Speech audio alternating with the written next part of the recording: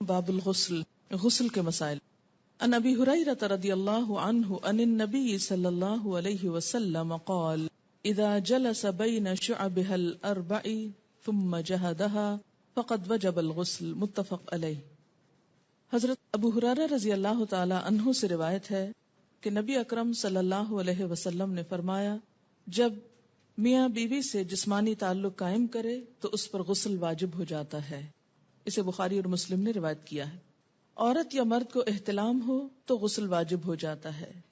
ان قتادہ ان انس بن مالک حدثهم ان ام سلیم حدثته انها سألت نبی اللہ صلی اللہ علیہ وسلم عن المرأة ترى في منامها ما يرى الرجل فقال رسول الله صلی اللہ علیہ وسلم اذا رأت ذلك المرأة فلتغتسل، فقالت ام سلمہ واستحييت من ذلك، قالت وهل يكون هذا؟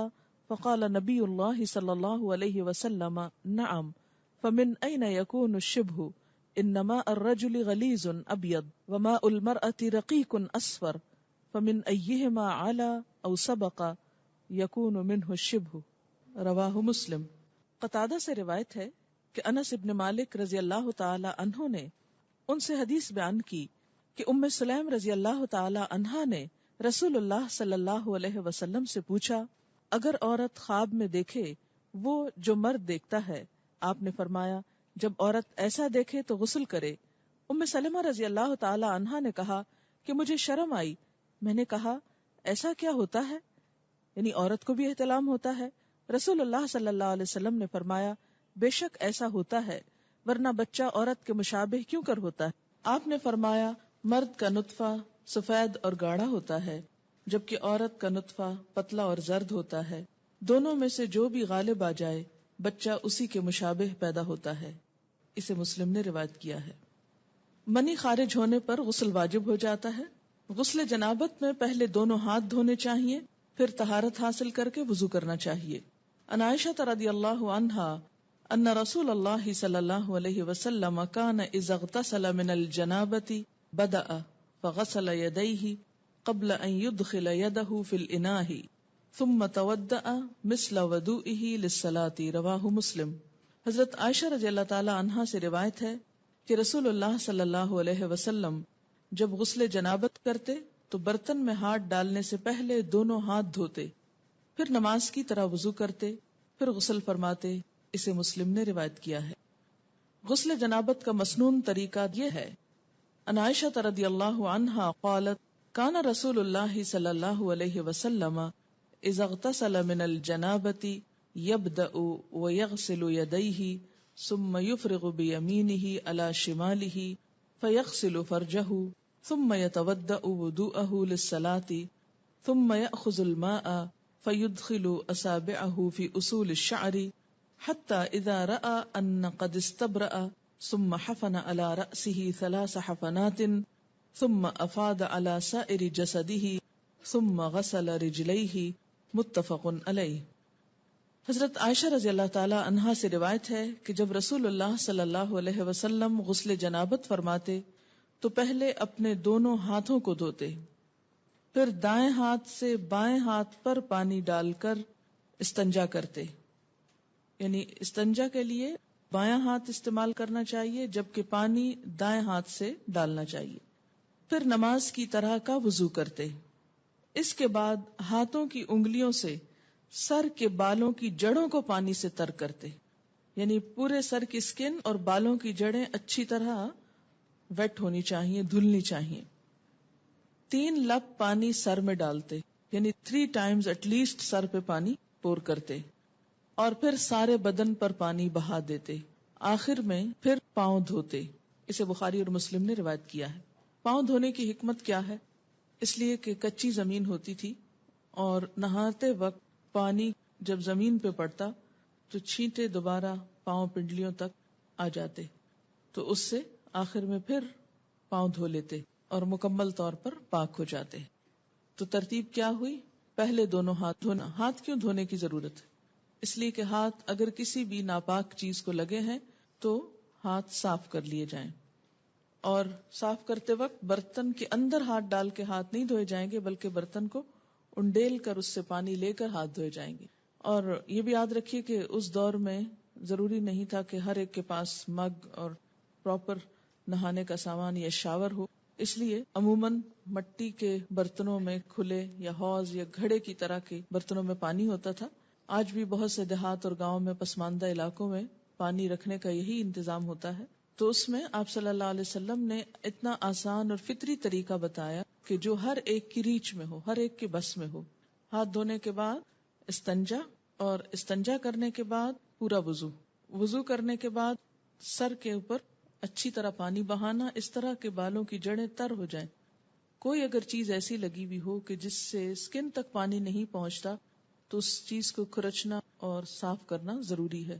مثلا اگر چنگم لگ گئی ہے کہیں یا کوئی اور پینٹ لگ گیا ہے تو سکن سے اس کا ہٹانا ضروری ہے تاکہ سکن تک پانی پہنچے. اس کے بعد پورے جسم پہ پانی بہا لیا اور پھر آخر میں پاؤں دھو لیے. لیکن اگر واش روم ایسا ہے کہ جس میں چھینٹے پلٹنے کا ڈر نہیں، ویسے جیسا بھی ہو کچھ نہ کچھ چھینٹے تو پلٹ ہی آتے ہیں، تو اس لیے اگر پاؤں بعد میں دھو لیے جائیں تو انسان کو مکمل طور پر پاکی کا احساس ہو جاتا ہے. غسل جنابت میں پانی سر کے بالوں کی جڑوں تک پہنچنا چاہیے.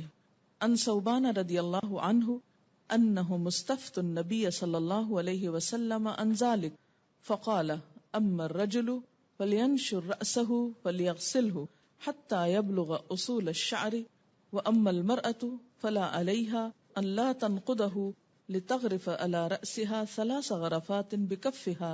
رواہ ابو داود.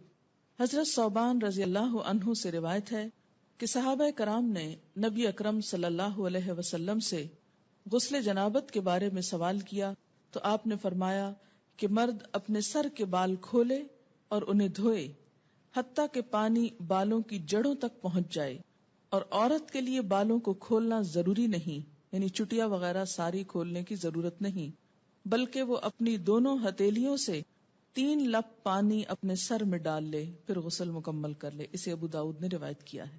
اس سے کیا پتہ چلتا ہے کہ سارے بال دھونا ضروری نہیں بلکہ سر کی سکن اور جڑیں بھگونا ضروری ہے، اور اس میں کوئی ایک بال برابر جگہ بھی خشک نہیں رہنی چاہیے.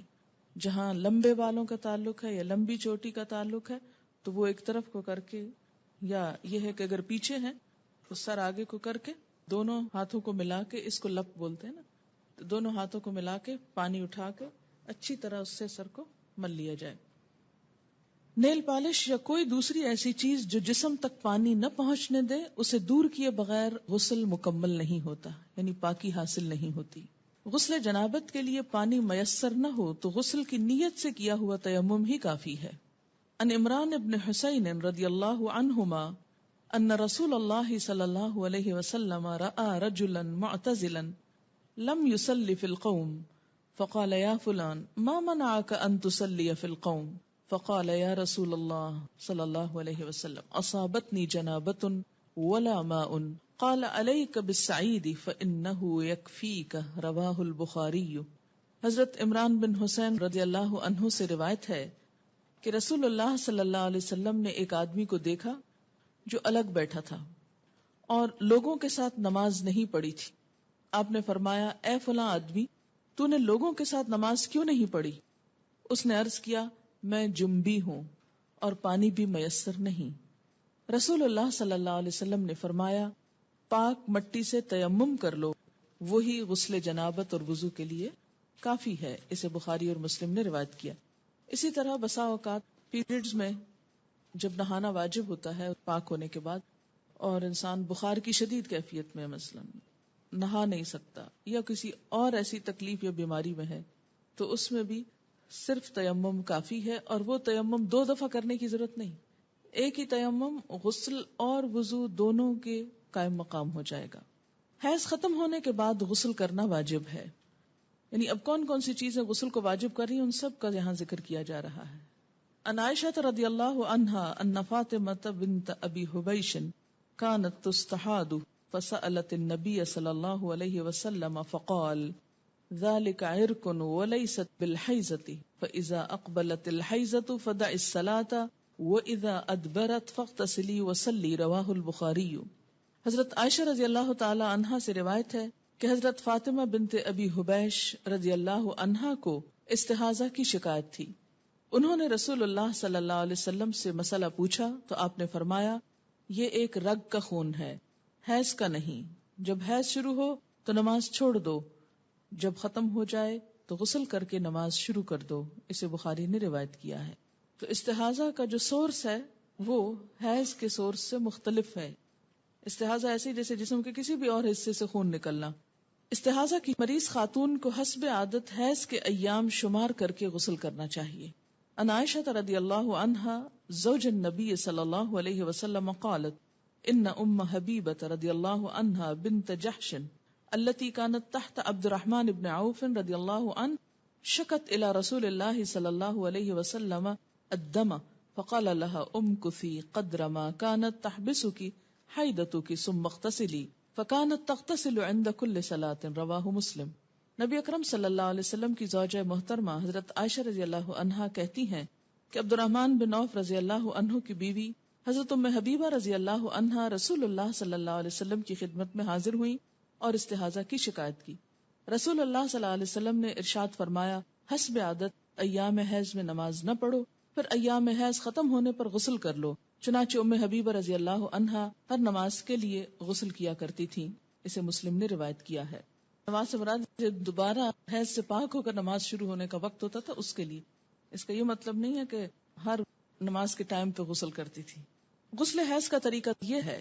ان عائشہ رضی اللہ عنہا ان اسماء سألت النبی صلی اللہ علیہ وسلم عن غسل المحیض فقال تأخذ احداکن ماءها وسدرتها فتطهر فتحسن الطهور ثم تصب على رأسها فتدلكه دلكا شديدا حتى يبلغ شؤون رأسها ثم تصب عليه الماء ثم تأخذ فرصة ممسكة فتطهر بها. فقالت اسماء وكيف أتطهر؟ فقال سبحان الله تطهرين بها. فقالت عائشة رضي الله عنها كأنها تخفي ذلك تتبعين أثر الدم. وسألته عن غسل الجنابة فقال تأخذ ماء فتطهر فتحسن الطهور أو تبلغ الطهور ثم تصب على رأسها فتدلكه حتى تبلغ شؤون رأسها ثم تفيض عليها الماء. فقالت عائشة نعم النساء نساء الأنصار لم يكن يمنعهن الحياء أن يتفقهن في الدين. رواہ مسلم. حضرت عائشہ رضی اللہ عنہا سے روایت ہے کہ حضرت اسماء رضی اللہ تعالی عنہا نے نبی اکرم صلی اللہ علیہ وسلم سے غسل حیض کے بارے میں سوال کیا کہ کیسے نہانا چاہیے اس کے بعد. تو آپ نے فرمایا پہلے پانی میں بیری کے پتے ڈال کر اچھی طرح حیض کے خون سے پاکی حاصل کر لو. یہ بیری کے پتوں کی ضرورت اس لیے کہ اس دور میں صابن کی ایسی صورت اور قسمیں موجود نہ تھی. مراد جس سے یہ کہ اچھی طرح صفائی حاصل کرنے کے لیے کہ سب میل کچیل دور ہو جائے اس پانی سے نہاؤ. اب دیکھیے کہ مردے کو نہلانے کے لیے بھی بیری کے پتے ڈال کر پانی کو بوائل کیا جاتا ہے اور اس سے نہلایا جاتا ہے. اور اس میں بھی ایک اب تو صابن استعمال کر لیا جاتا ہے لیکن دیہاتوں وغیرہ میں اب بھی لوگ اسی پانی سے نہلاتے ہیں. تو ایک طرح سے جراثیم کش محلول بن جاتا ہے اور ہر قسم کی نجاست کو جسم سے دھو ڈالتا ہے. اب یوں سمجھے کہ لیکوڈ سوپ کی طرح کا ہے. پھر سر پہ پانی ڈالو. یہ مراد اس سے یہ ہے کہ جہاں جہاں نجاست ہے اچھی طرح جسم کو مل کے دھو لو. پھر سر پہ پانی ڈالو اور خوب اچھی طرح ملو تاکہ پانی بالوں کی جڑوں تک پہنچ جائے. پھر سارے بدن پر پانی بہاؤ. پھر خوشبو لگی ہوئی روئی کا پھاہا لے کر اس سے پاکی حاصل کرو. یعنی جسم سے ساری اسمیل دور کرنے کے لیے کیا کرو؟ روئی کو خوشبو لگا کر اسے جسم پر لگاؤ تاکہ خون کی ساری نجاست کا اثر اور اسمیل اور گندگی دور ہو جائے. آج کے دور میں بھی اگر ایسا کیا جائے تو بہت اچھا ہے، لیکن صابن وغیرہ بھی خوشبودار جو ہوتا ہے اس سے یہ کام لیا جا سکتا ہے. اس سے آپ اندازہ لگائیں نا کہ اسلام پاکیزگی، طہارت، صفائی ستھرائی اور خصوصاً ایک عورت سے اچھی اسمیل آنے کی طرف کتنا متوجہ کرتا ہے. بہت سے ازدواجی زندگیوں میں جھگڑے محض اس لیے ہوتے ہیں کہ عورتیں اپنی کیئر نہیں کرتی اور خصوصاً جو نجاست سامنے نظر نہیں آتی اس کے بارے میں بہت کیئر لیس ہوتی. تو یہ چیز درست نہیں. اس لیے آپ دیکھیں کہ اللہ کے رسول صلی اللہ علیہ وسلم نے اگرچہ مسئلے میں کتنی حیا ہے لیکن اس کے باوجود اچھی طرح کھول کے بات سمجھائی تاکہ کوئی بھی ابہام نہ رہے. حضرت اسماء رضی اللہ تعالی عنہا نے عرض کیا روئی کے پاہے سے پاکی کس طرح؟ یعنی کاٹن بڈ سے کس طرح؟ آپ صلی اللہ علیہ وسلم نے فرمایا سبحان اللہ، پاکی حاصل کرو. یعنی اب آپ اس سے زیادہ اور کیا ڈیٹیل بتاتے. یعنی اٹس انڈرسٹوڈ کہ روئی کے اوپر خوشبو لگا کے جسم کے اس حصے پہ لگاؤ کہ جہاں نجاست کے اثرات رہے ہیں تاکہ وہ سب کچھ دور ہو جائے. حضرت عائشہ رضی اللہ عنہا نے آشتا سے بتایا کہ حیض کی جگہ پر لگاؤ. پھر حضرت اسماء نے غسل جنابت کا سوال کیا تو آپ صلی اللہ علیہ وسلم نے فرمایا پہلے پانی سے اچھی طرح استنجا کرو، پھر سر پر اچھی طرح پانی ڈال کر ملنا چاہیے تاکہ پانی بالوں کی جڑوں تک پہنچ جائے، پھر پورے بدن پر پانی ڈالو. حضرت عائشہ رضی اللہ تعالی عنہا کہتی ہیں کہ انصار کی عورتیں بھی کیا خوب عورتیں ہیں کہ دین کی باتیں پوچھنے میں شرم محسوس نہیں کرتی. اسے مسلم نے روایت کیا. عورت کے سر کے بالوں کی جڑوں میں چوٹی کھولے بغیر پانی پہنچ سکے تو چوٹی کھولنا ضروری نہیں، لیکن اگر نہ پہنچ سکے تو کھولنا ضروری ہے، کیونکہ بعض ممالک میں خواتین کے بال مثلا افریقن کنٹریز میں آپ نے دیکھا ہوگا اتنے تھک ہوتے ہیں کہ آسانی سے انگلی ان میں سے نہیں گزرتی، اور بعض چوٹیاں اس طرح جیسے ہمارے ہاں فرنٹیئر کے علاقے میں اتنی باریک باریک بالوں سے بنائی بھی ہوتی ہیں اور ان کو آپس میں پھر ان کے ڈیزائن بنے ہوئے ہوتے ہیں، اور بعض اوقات وہ اس طرح چپکا بھی دی جاتی ہیں کہ جس سے سکن تک پانی ڈائریکٹ نہیں پہنچ سکتا. تو ایسی صورت میں پھر ان مینڈیوں کو کھول دینا چاہیے. ان ام سلمہ رضی اللہ عنہا قالت قلت یا رسول اللہ صلی اللہ علیہ وسلم ان امرأة اشد ضفر رأسی افانقضه لغسل الجنابہ قال لا انما يكفيك ان تحسي على رأسك 3 حسيات ثم تفيدين عليك الماء فتطهرين رواہ مسلم. ام سلمہ رضی اللہ عنہا کہتی ہیں کہ میں نے عرض کیا یا رسول اللہ صلی اللہ علیہ وسلم میں اپنے سر پر چوٹی باندھتی ہوں، کیا غسل جنابت کے لیے کھول دیا کروں؟ آپ نے فرمایا نہیں، سر پر 3 لب پانی ڈال لینا کافی ہے اور اس کے بعد سارے بدن پر پانی بہا کر پاک ہو سکتی ہو. اسے مسلم نے روایت کیا ہے. ان عائشہ رضی اللہ عنہا ان النبی صلی اللہ علیہ وسلم قال لها وكانت حائضا انقضی شعرکی واغتسلی رواہ ابن ماجہ. حضرت عائشہ رضی اللہ تعالی عنہا سے روایت ہے کہ جب وہ غسل حیض کرنے لگیں تو آپ صلی اللہ علیہ وسلم نے فرمایا اپنے بال کھول لو اور غسل کرو. اسے ابن ماجہ نے روایت کیا. ینگ تھی، ان کے بال ہو سکتا بہت تھک ہو. حضرت ام سلمہ ایجڈ تھی، 4 بچوں کی ماں تھی، بال ایک ایک بچے کے بعد جھڑتے گئے اور ہلکے ہو گئے، اس لیے ان کے لیے کافی تھا کہ وہ پانی ڈال لیں. لیکن حضرت عائشہ کو آپ نے کچھ اور بتایا اس لیے کہ ان کے بال تھک ہوں گے. اگر کوئی آپ کو یہ آ کے کہے اور لوگ کہیں گے کہ دیکھیں کتنی کنٹراڈکشن ہے حدیث میں، ایک حدیث میں لکھا یہ کر لو اور ایک میں لکھا وہ کر لو، لیکن دونوں مختلف مواقع پر 2 فتوے کیوں دیے گئے؟ اس لیے کہ دونوں کے حالات مختلف ہیں. اب ہر شخص اپنے آپ کو دیکھے کہ وہ کہاں فٹ ہوتا ہے. اگر آپ کے بال اس نوعیت کے ہیں کہ پانی اندر آسانی سے چلا جاتا ہے، ہلکے ہو چکے ہیں، پڑھ پڑھ کے اڑ گئے ہیں تو اس میں کیا ہے، آپ کے لیے آسانی ہو گئی. لیکن اگر ابھی تک آپ ینگ ہیں، ماشاءاللہ خوب بالوں والے ہیں، تو پھر آپ بال کھول کے اچھی طرح سر دھوئیں. غسل حیض یا غسل جنابت یا عام غسل کے دوران کلمہ شہادت پڑھنا یا ایمان کی صفات پڑھنا سنت سے ثابت نہیں. یعنی غسل اور طہارت کا تعلق پراپر طریقے سے ہے کہ پانی پورے جسم کو پہنچ جائے اور کوئی جگہ خشک نہ رہے. زبان سے کچھ بھی پڑھنے کی ضرورت نہیں. جمعے کے روز غسل کرنا مسنون ہے، پسندیدہ ہے. ان ابن عمر رضی اللہ عنہما قال قال رسول اللہ صلی اللہ علیہ وسلم اذا جاء احدکم الجمعة فلیغتسل متفق علیہ. حضرت عبداللہ بن عمر رضی اللہ عنہما کہتے ہیں کہ رسول اللہ صلی اللہ علیہ وسلم نے فرمایا جب کوئی نماز جمعہ کے لیے آئے تو غسل کر کے آئے. اسے بخاری اور مسلم نے روایت کیا ہے کیونکہ ایک بڑی گیدرنگ ہوتی تھی اور اس میں لوگوں کو ایک تکلیف ہوتی تھی پسینے وغیرہ کی بو سے جب تک کہ دوسرے صاف ستھرے ہو کرنا. ابتداء میں آپ صلی اللہ علیہ وسلم نے اس کو لازم کر دیا، لیکن بعد میں جب لوگ عادی ہو گئے تو پھر اس کے بعد اتنی سختی نہیں کی جاتی تھی. میت کو غسل دینے کے بعد غسل کرنا مستحب ہے، لازم نہیں، فرض نہیں، پسندیدہ ہے. مسنون جو ہے اس کا درجہ مستحب سے زیادہ ہے. ان ابی ہریرہ رضی اللہ عنہ قال قال النبی صلی اللہ علیہ وسلم من غسلہ الغسل ومن حملہ الوضوء رواہ الترمذی. حضرت ابو ہریرہ رضی اللہ تعالیٰ عنہ فرماتے ہیں کہ نبی صلی اللہ علیہ وسلم نے فرمایا میت کو غسل دینے کے بعد غسل ہے اور میت اٹھانے کے بعد وضو ہے. اسے ترمذی نے روایت کیا ہے. غیر مسلم اسلام قبول کرے تو اس پر غسل کرنا واجب ہے. اب ایک اور ٹرم آگے. ان قیس بن عاصم رضی اللہ عنہ انہ اسلم فامرہ النبی صلی اللہ علیہ وسلم ان یغتسل بماء وسدر رواہ احمد و ابو داود والنسائی والترمذی.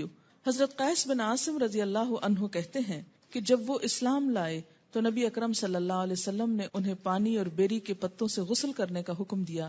اسے احمد، ابو داؤد، نسائی، ترمذی نے روایت کیا. کیوں؟ اس لیے کہ اس کے بعد مثلاً ایک شخص دن کے 10 بجے کلمہ پڑھتا ہے، چند گھنٹے 2-3 گھنٹے کے بعد ظہر کی اذان ہو جاتی. اب اس کے لیے کیا لازم ہے کہ وہ نماز پڑھے. نماز نہیں ہوتی جب تک کہ انسان صحیح طور پر پاک نہ ہو. پاک ہونے کے لیے غسل ضروری ہے. اس لیے مسلمان ہونے پر غسل لازم ہے تاکہ عبادات صحیح طور پر ادا ہو سکے. غسل کے لیے پردے کا اہتمام کرنا ضروری ہے.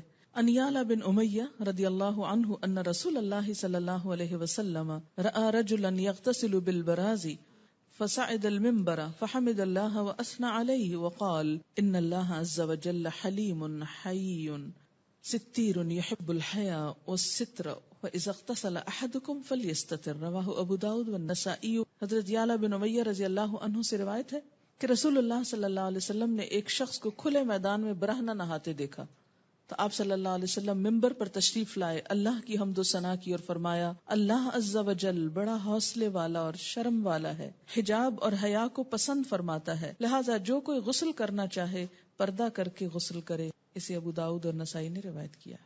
اسی لیے اجتماعی حمام جس میں بہت سارے لوگ مل جل کر نہائیں یا سوئمنگ کریں یا پھر کسی بھی سی سائڈ پر بکنیز پہن کر اچھل کود کریں تو یہ درست نہیں. عورت کے لیے کسی دوسری عورت کو اور مرد کے لیے کسی دوسرے مرد کو غسل کرتے ہوئے دیکھنا منع ہے. عن ابی سعید الخدری رضی اللہ عنہ قال ان رسول اللہ صلی اللہ علیہ وسلم قال لا تنظر المرأة الى عورة المرأة ولا ينظر الرجل الى عورة الرجل. رواہ ابن ماجہ. حضرت ابو سعید خدری رضی اللہ عنہ کہتے ہیں کہ رسول اکرم صلی اللہ علیہ وسلم نے فرمایا کوئی عورت کسی دوسری عورت کا سطر نہ دیکھے، کوئی مرد کسی دوسرے مرد کا سطر نہ دیکھے. اسے ابن ماجہ نے روایت کیا ہے. غسل یا وضو کرتے ہوئے پانی کے استعمال میں احتیاط کرنی چاہیے. ان انس رضی اللہ عنہ قال کان رسول اللہ صلی اللہ علیہ وسلم یتودأ بالمد ویغتسل بالصاع الى 5 امداد. متفق علیہ. حضرت انس رضی اللہ عنہ فرماتے ہیں کہ رسول اللہ صلی اللہ علیہ وسلم وضو کے لیے 1 مد پانی نصف لیٹر سے کچھ زیادہ، ½ لیٹر سے تھوڑا سا زیادہ، اور غسل کے لیے 1 سا پانی تقریباً 1 لیٹر سے 5 مد پانی تقریباً 3 لیٹر تک استعمال کرتے تھے. اسے بخاری اور مسلم نے روایت کیا ہے. جی ہاں، ہم تو بالٹیاں اور ٹب بہا دیتے ہیں، ٹینک خالی کر دیتے ہیں، ٹینکرز منگواتے ہیں. دیکھیے آپ صلی اللہ علیہ وسلم سے ایک شخص نے یہی بات کہی تو آپ نے فرمایا خواہ تم دریا کے کنارے ہو پھر بھی ضرورت کا استعمال کرو. آج آپ دیکھیں کہ کس قدر یہ پرابلمز ہو رہے ہیں وسائل ریسورسز کے مس یوز کرنے کی وجہ سے، جتنی پولوشن ہو رہی ہے اور جتنا نقصان ہو رہا ہے. اس میں ضرور کوئی حکمت ہے. چلیے ہم اگر اتنا نہیں تو ایٹ لیسٹ کچھ تو بچت کر سکتے ہیں، کوشش کرنے پر ہو بھی سکتا ہے. ایسا ہے کہ ہمارے ہاں عادت کیا ہے کہ آپ ٹوتھ پیسٹ لگاؤ، برش کو آہستہ آہستہ ٹیپ کھول دو، وہ کھلی رہے، آپ برش کرتے رہیں، شیشہ دیکھتے رہیں، ادھر ادھر دیکھتے رہو، کھلی ہے. تسلی کیا ہے کہ اب جب ایک دم ضرورت پڑے گی تو کھولنی نہیں پڑے گی. اچھا اسی طرح اگر آپ نے چولہا جلا دیا ایک دفعہ تو کھلا رہے، گیس جلتی رہے، دوبارہ پھر ایک تیلی ضائع ہوگی. یا یہ کہ اب کون ماچس کھولے اور اس میں سے لائٹر آن کرے، پریس کرے اور اس میں اٹھائے اور لگائے. تو بہتر ہے کھلا رہے، جتنی دیر 2 4 5 گھنٹے کچن میں کام ہو رہا ہے بس جل رہی ہے گیس. تو یہ سب چیزیں اسراف میں آ جاتی ہیں. ایسا کرنا جو ہے وہ دوسرے انسانوں کے حق کو مارنا ہے. پھر اسی طرح باتھ روم میں کوئی نہیں، بس بجلی جلتی رہے، اس لیے کہ پھر کبھی جانا پڑا تو پھر کون بٹن آن کرے گا. تو اس سے آپ دیکھیں کہ بے وجہ ایک تو بل پے کرتے ہیں آپ، دوسری بات یہ ہے کہ ریسورسز ضائع ہوتے ہیں. ہمارے ملک میں پہلے ہی بجلی کی کمی ہے، بہت سے گاؤں دیہات وغیرہ کو بجلی کیوں نہیں مل رہی؟ اس لیے کہ بجلی ہے نہیں. اسی طرح بعض اوقات لوڈ شیڈنگ ہو جاتی. کیوں کرنی پڑتی ہے لوڈ شیڈنگ؟ اس لیے کہ ہم احتیاط سے استعمال نہیں کرتے. تو ہر چیز اپنی ضرورت اور حد کے اندر ہو تو وہی بہتر ہے. یعنی بخل اور کنجوسی کے لیے بھی نہیں کہا گیا کہ اب اگر ضرورت ہے تو آپ لائٹ نہیں جلائیں کہ بجلی کا بل دینا پڑے گا، یا یہ ہے کہ یہ ضائع ہو رہی ہے. نہیں، ضرورت اگر تھوڑی روشنی کی تھوڑی زیادہ تو زیادہ، اس سے زیادہ کی ضرورت ہے اس سے زیادہ، لیکن ضرورت ہو. مگر بلا ضرورت بے وجہ صرف شان و شوکت کی نمائش کے لیے اور دکھاوے کے لیے وسائل کو ضائع کرنا یہ اسلامی طریقہ نہیں ہے. مسنون طریقے سے غسل کرنے کے بعد وضو کی ضرورت باقی نہیں رہتی. عن عائشة رضی اللہ عنہا قالت کان رسول اللہ صلی اللہ علیہ وسلم لا يتوضأ بعد الغسل رواہ ابو داؤد والترمذی وابن ماجہ والنسائی والحاکم. حضرت عائشہ رضی اللہ عنہا فرماتی ہیں کہ رسول اللہ صلی اللہ علیہ وسلم غسل کے بعد وضو نہیں کیا کرتے تھے، کیونکہ غسل شروع ہونے سے پہلے سب کچھ استنجا بھی کر لیتے، وضو بھی کر لیتے اور پھر صرف پانی بہاتے تھے. اسے ابو داؤد، ترمذی، ابن ماجہ، نسائی اور حاکم نے روایت کیا. اس سے کیا پتہ چلتا ہے کہ انسان اس کے بعد اگر نماز پڑھنا چاہے تو نماز بھی پڑھ سکتا ہے. ہمارے ہاں تو یہ تصور ہے کہ سر سے دوپٹہ اترا تو وضو ٹوٹ جائے گا، یا یہ ہے کہ اگر کپڑے چینج کیے تو وضو ٹوٹ جائے گا. تو کپڑے چینج کرنے سے اور سر کے دوپٹہ اترنے سے وضو نہیں جاتا، اور اس کے لیے یہی دلیل ہے. جی، پسندیدہ یہی ہے کہ ہر کام میں دایاں طرف استعمال کیا جائے. اسی طرح نہاتے وقت اگر جیسے بازو پہ صابن لگا رہے ہیں تو پہلے رائٹ سائڈ پہ لگائیے، ہاں پھر دوسری طرف آ جائے. لیکن یہ بھی ہو سکتا ہے نا کہ پہلے اگر ہاف اوپر والے کو اگر آپ پہلے دائیں اور پھر بائیں پہ کر لیا، پھر دائیں ٹانگ اور بائیں اس پہ کر لیا، یا سارا اوپر سے نیچے تک رائٹ پہلے کر لیں پھر پورا لیفٹ کر لیں، تو جیسے بھی آسانی ہو. جی ہاں، پانی کا بھی حساب ہوتا ہے. ان کا سوال یہ ہے کہ شاور کے نیچے کھڑے ہو کر عموماً نہایا جاتا ہے تو کیا نہا سکتے ہیں؟ نہا سکتے ہیں، ایسی کوئی پابندی نہیں کہ آپ بیٹھ کر ہی نہائیں. اور خاص طور پر جب آپ جسم پہ پانی بہائیں گے تو بیٹھ کر پانی کیسے بہے گا؟ وہ تو پوری طرح آپ پاک نہیں ہو سکتے، منع نہیں کیا گیا. ایک بات یاد رکھیے، اس میں بڑی آسانی رہے گی آپ سب کو کہ ناپاکی دو طرح کی ہوتی ہے، جنابت، اور اسی میں جنابت کی دو بڑی وجوہات ہیں، انٹرکورس اور احتلام. یہ جنابت میں آ جاتی ہیں دونوں چیزیں، ٹھیک ہے، یہ غسل کو واجب کرتی ہیں. اور دوسری بڑی ناپاکی کیا ہے؟ حیض. ان دونوں کے بعد یعنی جنابت اور حیض دونوں کے بعد نہانا فرض ہے، لازم ہے، الا یہ کہ کوئی بیمار ہو. اس صورت میں کیا ہے؟ تیمم ہے. واضح. جمعے کے دن نہانا مسنون ہے، مسلمان ہونے کے بعد نہانا واجب ہے، مردے کو غسل دینے کے بعد نہانا مستحب ہے. عام طور پر پاکیزگی اور صفائی ستھرائی کے لیے نہانا بھی مستحب ہے، اچھا ہے، انسان کی کیفیت زیادہ بہتر ہوتی ہے بنسبت اس کے کہ انسان میلا کچیلا رہے. اتنی بات سمجھ میں آ گئی. اب جو فرض غسل ہے، کون کون سا؟ جنابت اور حیض دونوں کا فرض غسل. اس میں آپ دیکھیے کہ پھر دو تین چیزیں لازم ہیں.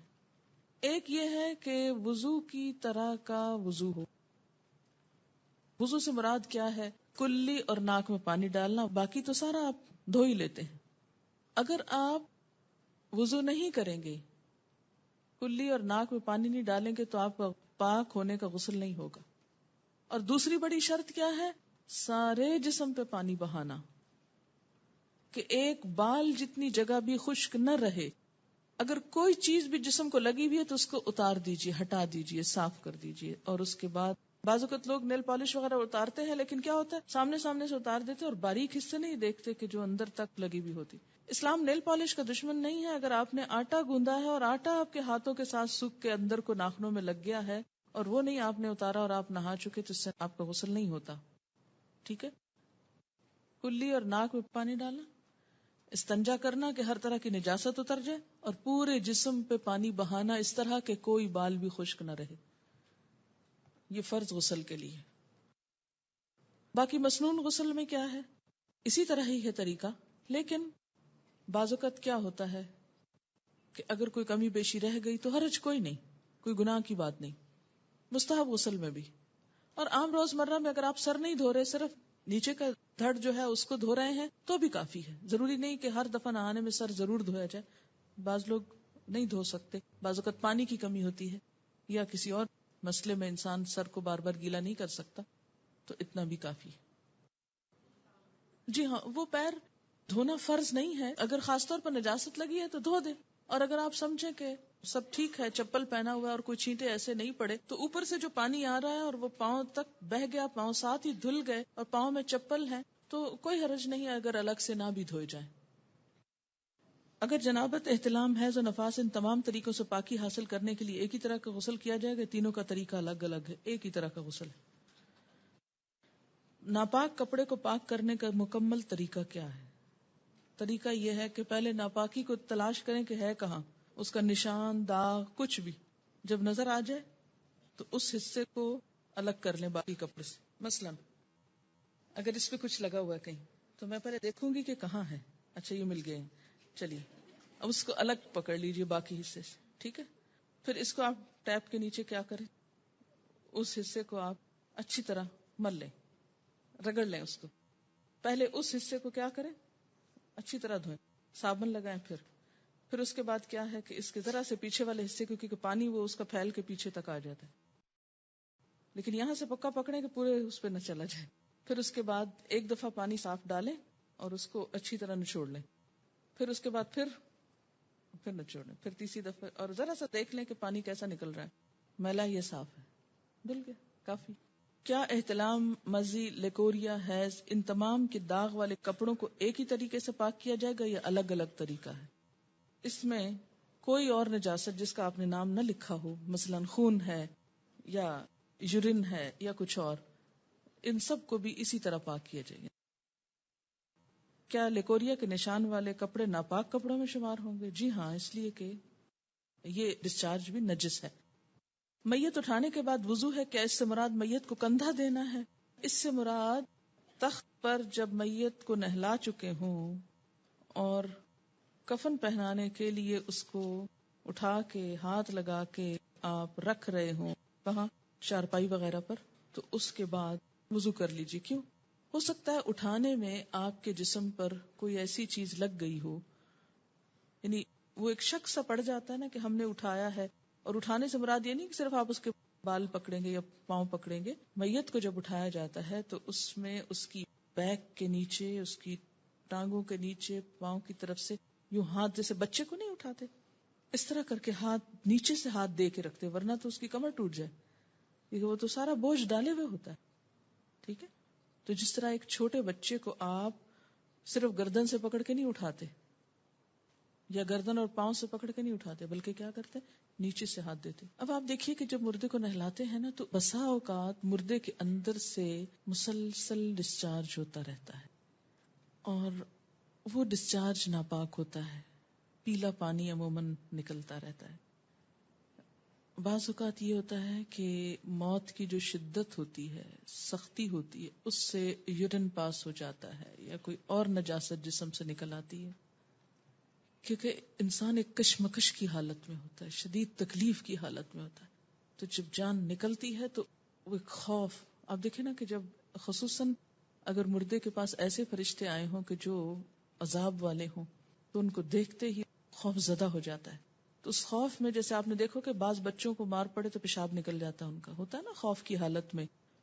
تو اس طرح بسا اوقات کچھ ڈسچارجز ہوتے. بعض اوقات مردہ کسی زخم یا پیٹ کی بیماری میں مبتلا ہوتا ہے، تو نہلانے کے بعد، غسل دینے کے بعد، یا بعض اوقات قتل وغیرہ کا مسئلہ ہوتا ہے، کوئی خون نکل رہا ہوتا ہے، تو نہلا چکنے کے بعد بھی قبر میں لے جانے تک ڈسچارج ہوتا چلا جاتا ہے. It depends. اب جب آپ اس کو اٹھاتے ہیں اس تخت سے اسٹریچر پہ یا اس میت کی جو چارپائی ہے اس پہ ڈالنے کے لیے، تو پھر انسان کے دل میں ذرا تصور ملائیں کہ آپ نے کسی مردے کو ہاتھ لگایا، اس کے بعد آپ کی فیلنگ کیا ہوگی؟ جیسے آپ کو کچھ لگ گیا، یہ فیلنگ آتی ہے نا. جب آپ مردے کو ہاتھ لگاتے ہیں تو آٹومیٹیکلی ایک نفسیاتی کیفیت ہوتی ہے انسان کی کہ کچھ مجھ کو لگ گیا ہے. کئی لوگ تو ہاتھ ہی نہیں لگاتے کہ شاید مجھے یہ پکڑ ہی نہ لے. تو یہ جو اندر ایک نفسیاتی خلل سا آتا نا انسان کے، اس کا ازالہ کیا ہے؟ اگر نہلایا تو چھینٹے پڑیں گے اپنے اوپر، تو نہا لیں آپ خود بھی تاکہ دل سے سب خلش دور ہو جائے. اور اگر آپ نے نہلایا نہیں، صرف اٹھانے میں مدد دے کے رکھا ہے، تو آپ وضو کر لیں تاکہ آپ کے اندر کی کیفیت درست ہو جائے اور آپ کی نماز میں دل لگے. یاد رکھیے کہ جو غسل اور وضو کے جتنے بھی مواقع ہیں یہ سارے اسی لیے ہیں کہ انسان کی نماز میں سکون آئے. عام حالت میں بھی جو وضو کرنے کے لیے کہا جاتا ہے نا، تو آپ دیکھیں کبھی ہم کھا پی رہے ہوتے ہیں، کبھی ہم ہنس رہے ہوتے ہیں، کبھی ہم دنیا میں انوالو ہوتے ہیں، تو پھر جب ہم نماز کے لیے جاتے ہیں تو وضو نماز کی تیاری ہے، اس کے خشوع و خضوع میں ہیلپ کرتا ہے، اس لیے یہ حکم دیا گیا. لیکن اگر کوئی نہیں کرتا وضو تو کوئی گناہ کا کام نہیں ہے. جی نہیں، مردے کا سطر تو نہیں کھولیں گے، لیکن اس کے باوجود جسم سے اگر کچھ رس رہا ہے، بعض بیماریوں میں رستا ہے، بعض حالات میں رستا ہے، کوئی بھی ریزن ہو سکتا، تو کوئی بھی چیز جو مردے کے جسم سے نکل رہی ہے وہ پاک نہیں ہے. ٹھیک ہے نا، تو اس کو دھو لینا چاہیے. یہ جو آپ کو دعائیں سکھائی گئی نا صبح شام کی، اس میں ایک دعا آتی ہے نا، اللہم انی اسألک العافیۃ فی الدنیا والآخرہ، اور پھر اللہم استر عوراتی وآمن رواتی. اس دعا کو وہ توجہ سے مانگا کہ اللہم استر عوراتی، اللہ میرے شرم والے حصوں کو، چیزوں کو ڈھانپ دے، میری شرم کی چیز کسی کے سامنے نہ کھلے. اور اسی لیے کہتے ہیں نا کہ جس نے کسی میت کا عیب چھپایا اللہ تعالیٰ اس کا عیب چھپائے گا. میت کا کوئی عیب نظر آئے، عیب سے مراد کیا ہے کہ مثلا نہلایا اور اگر اس کے جسم سے کوئی نجاست نکلتی دیکھی، یا کوئی داغ دیکھا، یا کوئی بھی چیز دیکھی ہے، یا کوئی نقص دیکھا، تو انسان سب کو بتاتا پھرے کہ میں نے فلاں کو نہلایا تھا اور اس کے اندر میں نے یہ دیکھا تھا. نہیں، کبھی نہیں، ہونٹ نہ کھلے. زندہ انسان کے عیب کے لیے بھی نہیں کھلنے چاہیے، اور مردہ کی تو اور احتیاط کرنی چاہیے، کیونکہ زندہ تو کبھی نہ کبھی اپنی صفائی پیش کر دیتا ہے، یا اس کا حال اچھا ہو جاتا ہے تو وہ اس کے بارے میں سوچ لوگوں کی بہتر ہو جاتی. لیکن مرنے والا تو بس پھر اس کا آخری سفر ہے نا، آخری وقت ہے، اس لیے اس کے بارے میں تو کوئی چیز ایسی دیکھی جائے بالکل ذکر نہیں کرنا چاہیے. اسی لیے کہتے ہیں نا کہ گھر والوں کو شریک ہونا چاہیے غسل دیتے وقت، صرف پروفیشنلز پہ نہیں چھوڑ دینا چاہیے. ایک تو وہ صفائی وغیرہ کا صحیح اہتمام نہیں کرتے، دوسرا یہ کہ ان کو اتنی دلچسپی کہاں کہ مردے کو احتیاط سے ہاتھ لگائیں، اور تیسرے یہ ہے کہ کوئی عیب دیکھ لیں تو کیا پتا کہاں کہاں بتائیں. احترام ہے نا، احترام ہے اس کا بھی. یہ نہیں کہ اگر وہ مر گیا ہے تو اب آپ جیسے چاہیں اس کے ساتھ بدتمیزی سے کام کریں، احترام سے. کیا ڈاکٹر سے اندرونی چیک اپ کے بعد نہانا چاہیے؟ نہیں، اس سے نہانے کی ضرورت نہیں ہے، لیکن وضو کرنا ہوگا. کیا دوران حیض نہانا منع ہے؟ کوئی منع نہیں ہے. ڈیورنگ پیریڈز نہا سکتے ہیں. It depends. بعض لوگوں کو نہانے سے تکلیف ہوتی ہے، بعض کو نہانا زیادہ اچھا رہتا ہے. اپنی اپنی عادت کے مطابق کر لیجیے. عورتوں اور مردوں کے غسل کرنے کے جو فرائض ہیں اس میں کوئی فرق نہیں. اچھا، یہ ان کو مشکل پتہ کیوں پیش آ رہی؟ اس لیے کہ بعض احادیث مکمل ہیں، بعض احادیث میں صرف ایک مسئلہ بیان کیا ہے. تو اسی لیے میں ہمیشہ کہتی ہوں نا کہ جز کو دیکھ کر یہ نہ سمجھے کہ کل اسی کے اندر ہے. کیا ننگے بدن پہ وضو ہو جاتا ہے؟ یہ ابھی میں نے کیا کہا ہے. جنابت میں ایک ہی دن 2 بار غسل کرنا پڑ جائے تو اس کے لیے کیا رخصت ہے کہ صرف نیچے والا حصہ دھو لیا جائے؟ کوئی رخصت نہیں ہے. جب جنابت کی حالت ہو تو نہانا ہوگا نماز کے لیے. استحاضہ کے دوران اگر مسلسل بلیڈنگ ہو رہی ہو تو ہر نماز کے وقت صرف وضو کرنا کافی ہوگا یا سینیٹری ٹاول بھی بدلنا ہوگا؟ کیونکہ پچھلے نجس خون میں نماز نہیں ہو سکتی الا یہ کہ آپ کسی ایسی جگہ پر ہیں کہ جہاں آپ کوئی موقع نہیں پاتے، سفر کی حالت ہے، یہ کوئی ایسی جگہ ہے کہ جہاں بہت مشکل ہے، تو پھر اس میں اللہ تعالیٰ معاف کرنے والا ہے، لیکن عام حالات میں چینج کرنا ہوگا. یہ کسی نے لکھا ہے کہ مسئلہ 105 میں جو حدیث بتائی گئی اس میں تو جینیٹکس کا بنیادی اصول لا آف ڈومیننس بتایا گیا ہے جو 19ویں صدی میں پتہ چلا، جبکہ آپ صلی اللہ علیہ وسلم نے بہت پہلے بتا دیا. یہ جو مسئلہ تھا نا، مرد عورت کے نطفے سے جو بھی غالب آئے بچہ اس کی شکل کا ہوتا ہے. مردے کو نہلانے کے بعد اگر خود نہ نہا سکیں، یعنی کوئی ایسی جگہ نہ ہو جہاں غسل کر سکے، تو کیا صرف وضو کر کے نماز پڑھ سکتے ہیں جبکہ نماز کا وقت ہو جائے، یا نماز قضا کر دیں؟ میں نے بتایا ہے کہ یہ نہانا جو ہے فرض نہیں ہے. نہا لیں تو بہت اچھا ہے، اگر نہیں نہا سکتے تو وضو کر کے نماز پڑھ لیں بس.